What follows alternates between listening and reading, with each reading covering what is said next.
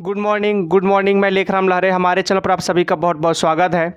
अभी मैं आप लोगों को बीकॉम सेकेंड ईयर से कॉरपोरेट अकाउंट में से मोस्ट इम्पॉर्टेंट क्वेश्चन बताऊंगा जो अभी आपके फाइनल एग्ज़ाम में आएंगे, 2024 के एग्ज़ाम में आएंगे। और यह video Durg university, Ravishankar university, Bilaspur university, Bastar university, जितने भी यूनिवर्सिटी है सबके लिए उपयोगी रहेंगे, सभी विद्यार्थियों के लिए उपयुक्त है। ठीक है, तो मैं आप लोगों को जो भी क्वेश्चन बताऊंगा उस क्वेश्चन को बताने के मेरा मुख्य उद्देश्य है, अधिकतर स्टूडेंट कॉरपोरेट अकाउंट का प्रैक्टिकल क्वेश्चन बना नहीं पाते हैं एग्जाम में। तो जिस विद्यार्थी से प्रैक्टिकल नहीं बनता है, जिनको प्रैक्टिकल बनाने नहीं आता है, वो स्टूडेंट इस थ्योरी को पढ़ लेना। यहाँ पर जो भी मैं थ्योरी लिखवाया हूँ या लिखा हूँ उस थ्योरी को आप अच्छे से पढ़ लेना। यही थ्योरी आपके एग्जाम में आएंगे, चाहे आप जिस भी यूनिवर्सिटी से रहो, यही आपके एग्जाम में आएंगे। तो आपको इस थ्योरी को अच्छे से पढ़ लेना है, ठीक है जी। और साथ साथ जो स्टूडेंट प्रैक्टिकल बना लेते हैं और प्रैक्टिकल बनाने के बाद थ्योरी नहीं पढ़ते, तो उन स्टूडेंट को भी मैं रिकमेंड करना चाहूँगा कि वे भी इस थ्योरी को पढ़ लेंगे। उसको रिकमेंडेड इसलिए कर रहा हूँ क्योंकि अगर इस थ्योरी को अच्छे से पढ़ लेंगे तो अगर प्रैक्टिकल नहीं बनता है तो उसके जगह पर ये थ्योरी को लिख सकते हैं। ठीक है, तो चलो अब मैं आप लोग को थ्योरी के बारे में पूरे डिटेल में बताता हूँ, साथ साथ मैं आपको बताऊंगा कि पढ़ना क्या क्या है। ठीक है जी, तो चलो इंपॉर्टेंट क्वेश्चन अब स्टार्ट करते हैं यूनिट 1 से यूनिट 5 तक का कॉर्पोरेट अकाउंट से। ठीक, तो यहाँ पर है यूनिट 1। यूनिट 1 से पहला क्वेश्चन मोस्ट इंपॉर्टेंट है, ऋण पत्र टॉपिक से, ऋण पत्र चैप्टर से, उसमें से क्वेश्चन लगेगा। तो कौन सा लगेगा? ऋण पत्र से आप क्या समझते हैं, इसके विभिन्न प्रकार बताइए, तथा ऋण पत्र के शोधन विमोचन की विधि को संक्षेप में समझाइए। शोधन को कभी कभी विमोचन भी बोल दिया जाएगा, इस बात को खास ध्यान रखेंगे। ठीक है, शोधन विमोचन को इसलिए मैं यहाँ पर ब्रैकेट में डाला हूँ। तो यह आपका पहला क्वेश्चन मोस्ट इंपॉर्टेंट क्वेश्चन है, आप इसको पढ़ लेंगे, इसमें इसका पूरा डिटेल पढ़ लेना।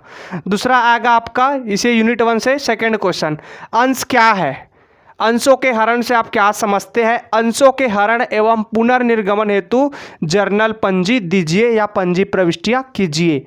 यह आपका second question most important question है, लिख करके ले लो भैया। ये दोनों में से कोई भी क्वेश्चन आपके एग्जाम में आएंगे, पहला भी आ सकता है, दूसरा भी आ सकता है, 100% है ये क्वेश्चन लगेगा अभी जो फाइनल एग्जाम 2024 होगा उसमें। ठीक है, तो इस क्वेश्चन की तैयारी अच्छे से कर लेंगे अगर आपसे प्रैक्टिकल नहीं बनता है तो, और अगर प्रैक्टिकल बनता है तो प्रैक्टिकल ही बनाइए। ओके, यूनिट 2 में आएंगे। तो यूनिट 2 में आएंगे तो यहां पर पहला क्वेश्चन है, परिसमापक या निस्तारक का अंतिम खाता विवरण से आप क्या समझते हैं, यह कब और कैसे तैयार किया जाता है। ये यूनिट 2 से मोस्ट इंपॉर्टेंट क्वेश्चन है, ये यूनिट 2 से मोस्ट इंपॉर्टेंट क्वेश्चन है। ठीक है, आप इस क्वेश्चन की तैयारी अच्छे से कर लेंगे। इसमें आपको पढ़ना क्या होगा, लिक्विडेटर निस्तारक होता है उसके बारे में आपको पढ़ना होगा। जो निस्तारक होता है ना, निस्तारक होता है कंपनी का समापन करता है, तो उसके संबंध में उसके डिटेल पढ़ना है, आपको बुक में मिल जाएंगे। और अगर बुक में नहीं मिलेगा तो यूट्यूब में सर्च करना, हमारा वीडियो इसमें डला हुआ है, आप उसको पढ़ लेना, पूरा डिटेल गया हुआ है। ठीक है, इसी का वीडियो बना करके डाल रखा हूं कंपनी का समापन करके, आप उसमें जाकर के इसको पढ़ सकते हो। मोस्ट इंपॉर्टेंट क्वेश्चन है यूनिट 2 से।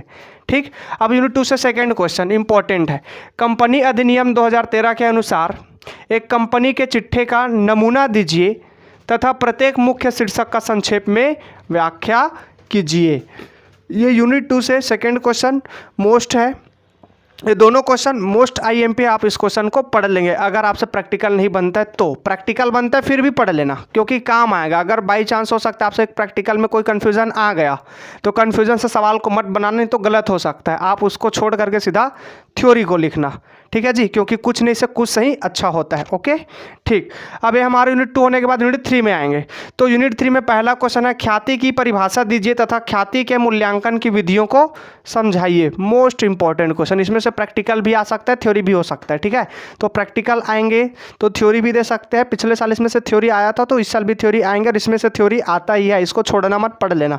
प्रैक्टिकल न्यूमेरिकल दोनों आता है इसमें। ठीक है, आगे क्या है आपका सेकेंड क्वेश्चन यूनिट 3 से, अंशों के मूल्यांकन से क्या आशा है, अंशों के मूल्यांकन कितने प्रकार के होते हैं, उन घटकों को बताइए जो अंशों के मूल्य को प्रभावित करता है। ये अंशों के मूल्यांकन का अध्ययन आपको करना होगा, इंपॉर्टेंट है यूनिट 3 के लिए। आप अगर इस क्वेश्चन को अध्ययन करेंगे तो इसका जो घटक है उसको अच्छे से पढ़ लेना, घटक ज़्यादा पूछा जाता है। ठीक है जी, तो इसमें घटक पढ़ लेंगे। ओके, तो यूनिट 3 का मैं आपको 2 क्वेश्चन बता दिया हूँ, दोनों मोस्ट इंपॉर्टेंट है। जब भी आप पढ़ेंगे तो पहले नंबर का क्वेश्चन पहले पढ़ेंगे, उसके बाद में दूसरे नंबर का क्वेश्चन पढ़ेंगे, ठीक है। ठीक, अब उसके बाद आते हैं यूनिट 4 में। तो यूनिट 4 में पहला क्वेश्चन है, पुनर्निर्माण से आप क्या समझते हैं? आंतरिक पुनर्निर्माण तथा बाह्य पुनर्निर्माण में विभेद कीजिए, अंतर कीजिए। मोस्ट इंपॉर्टेंट क्वेश्चन किसके लिए? दुर्ग यूनिवर्सिटी के लिए, इसलिए क्योंकि पिछले साल इसमें से प्रैक्टिकल लगा था, तो हो सकता है इस साल थ्योरिकल आ जाए, ठीक है जी। तो ये क्वेश्चन इंपॉर्टेंट है, किसके किसके? दुर्ग, रविशंकर, बिलासपुर, बस्तर, सारे के लिए इंपॉर्टेंट है, इस क्वेश्चन को पढ़ लेंगे। उसके बाद इसी में से दूसरा, ये जो पुनर्निर्माण है ना, उसी के अंदर में ये आंसर मिलेगा, ये जो लिखा हूँ मैं इसी के अंदर में मिलेगा। तो इसका क्वेश्चन अलग टाइप से भी बोल दिया जाता है, थोड़ा सा डिफरेंस है, बाकी सेम है, ठीक है। इसी चैप्टर से है दोनों, ये दोनों सेम चैप्टर से है। इसमें क्या बोला गया दूसरा क्वेश्चन में? अंश पूंजी में कमी का क्या अर्थ है? अंश पूंजी में कमी के लिए अपनाई जाने वाली विधि तथा लेखा पुस्तकों में किए जाने वाले पंजी को बताइए, ठीक है जी। ये क्वेश्चन आपका मोस्ट इंपॉर्टेंट क्वेश्चन, इस क्वेश्चन को छोड़ना नहीं है, कोई भी यूनिवर्सिटी से हो आप इस क्वेश्चन को छोड़ना मत। अगर आपसे प्रैक्टिकल नहीं बनता तो आप इस क्वेश्चन की तैयारी एकदम बेहतरीन तरीके से कर लेना, यही क्वेश्चन आएंगे, ठीक है जी। और इसका आंसर आपको कैसे मिलेंगे? जैसे पुनर्निर्माण का अध्ययन करेंगे, ठीक है, पुनर्निर्माण का अध्ययन करेंगे तो इसी के अंतर्गत ये मिलेगा, ठीक है, इसी के अंतर्गत ये मिलेगा, तो इसको आपको पढ़ लेना होगा। दोनों सेम टाइप का क्वेश्चन है, थोड़ा सा डिफरेंस है, ठीक है। पंजी बस का अंतर है और थोड़ा सा अंश पूंजी में कमी का अंतर है, बाकी सब सेम है, ठीक। अब उसके बाद तीसरा, ठीक है, ये यूनिट 4 से तीसरा क्वेश्चन, इसमें क्या बोला है? एकीकरण से आप क्या समझते हैं? बोलो भैया, एकीकरण से आप क्या समझते हैं? उसके बाद बोला है हस्तांतरक, हस्तांतरक का मतलब होता है विक्रेता, तथा हस्तांतरी, हस्तांतरी का मतलब होता है क्रेता।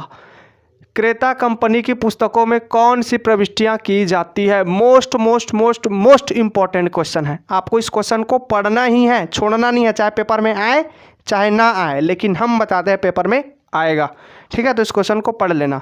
इसको और अलग तरीके से बोला जाता है, हस्तांतरक और हस्तांतरी से आप क्या समझते हैं?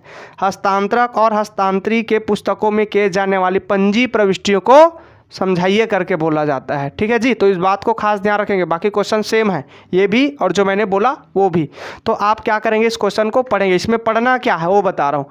एकीकरण का अर्थ बताना होगा, हस्तांतरक और हस्तांतरी के बारे में पढ़ना होगा। हस्तांतरक का मतलब होता है विक्रेता, हस्तांतरी का मतलब होता है क्रेता।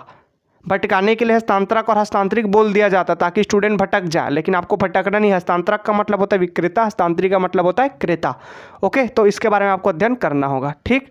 ये हो गया हमारा यूनिट 4 का। अब यूनिट 5 में आएंगे, तो यूनिट 5 में आपको सूत्रधारी कंपनी से पूछे जाएंगे, सूत्रधारी कंपनी से क्वेश्चन लगेगा थ्योरी का। सूत्रधारी कंपनी एवं सहायक कंपनी से क्या आशा है?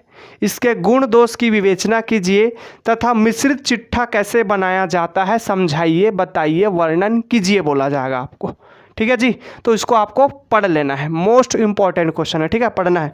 उसके बाद सेकंड क्वेश्चन है, निम्न को समझाइए करके बोल सकते, ठीक है। ख्याति की गणना, उसके बाद पूंजी की संचय गणना, पूंजी संचय की गणना, अल्पमत हित की गणना, उसके बाद ना वसूल हुआ लाभ की गणना, ऐसा आपको पूछा जा सकता है।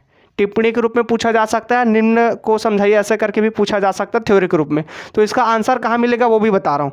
ख्याति की गणना सूत्रधारी की कंपनी का जब अर्थ पढ़ोगे ना, तो जहाँ चिट्ठा के वो समझाइए करके बोला, इसी के आसपास इसका आंसर मिलेगा। ये ख्याति का, पूंजी संचय का, अल्पमत हित का, इसका, क्योंकि ये हम जब क्वेश्चन सॉल्व करते हैं तो इसी के अंतर्गत ये आता है, ये इसके अंतर्गत ये टॉपिक आता है। ख्याति गणना करते हैं, पूंजी संचय निकालते हैं, अल्पमत हित निकालते हैं, न वसूल हुए लाभ को निकालते हैं, ठीक है। तो सारे चीज़ इसके अंतर्गत आता है। तो दोनों सेम टाइप का क्वेश्चन है, थोड़ा ही अंतर है, टॉपिक दिया इसलिए डिफरेंस हो गया है, बाकी सेम क्वेश्चन है, ठीक। तो मैं आप लोगों को यूनिट 1 से यूनिट 5 तक का मोस्ट इंपॉर्टेंट क्वेश्चन बता दिया।